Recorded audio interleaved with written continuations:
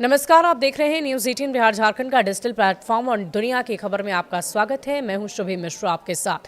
देखिए, रूस यूक्रेन युद्ध को लेकर हर जोर आजमाइश की जा रही है और इसे समाप्त करने के लिए अमेरिका के राष्ट्रपति डोनाल्ड ट्रंप ने 28 पॉइंट का एक पीस प्लान जारी कर दिया है।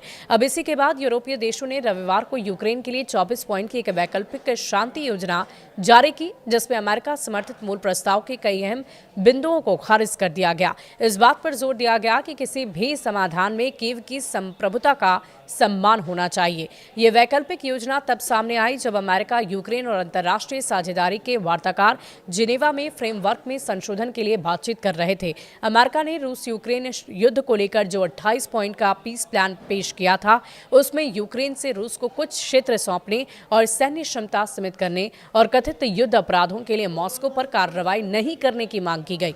हालांकि यूरोपीय देशों की तरफ से सामने आया पीस प्लान उसके ठीक उलट है। यूरोपीय पीस प्लान कितना अलग यूरोप के वैकल्पिक प्रस्ताव से, जिसे कई अहम सहयोगियों ने तैयार किया है, अमेरिकी मसौदे में मांगी गई रियायतों को खारिज करता है और इसके बजाय ऐसे सिद्धांत पेश करता है जो यूक्रेन के हितों से अधिक मेल खाते हैं। मूल दस्तावेज से चौंकी यूरोपीय दरअसल अधिकारियों ने तुरंत अपनी खुद की योजना प्रकाशित कर दी। प्रस्ताव में यह कहा गया कि किसी भी क्षेत्रीय वार्ता की शुरुआत सिर्फ युद्ध विराम के बाद ही होनी चाहिए, और वो भी भूमि के किसी पूर्व निर्धारित हस्तांतरण के बजाय मौजूदा संघर्ष रेखा से। ये अमेरिकी मसौदे के उस प्रावधान से भी अलग है जिसमें यूक्रेन से पूर्वी डोनाबास के उन शहरों से हटने की मांग की गई थी जिन पर वो अभी भी नियंत्रण रखता है। अमेरिकी प्रस्ताव के उलट यूरोपीय योजना यूक्रेन को भविष्य में नाटो सदस्य बनने से नहीं रोकती, बल्कि सिर्फ ये उल्लेख करती है कि वर्तमान में सहयोगियों के बीच इस पर कोई सर्वसहमति नहीं है। 8 लाख सैनिकों की अनुमति की भी बात सामने आई है। अन्य प्रस्तावों में जापोरिझिया परमाणु ऊर्जा संयंत्र को अंतर्राष्ट्रीय परमाणु ऊर्जा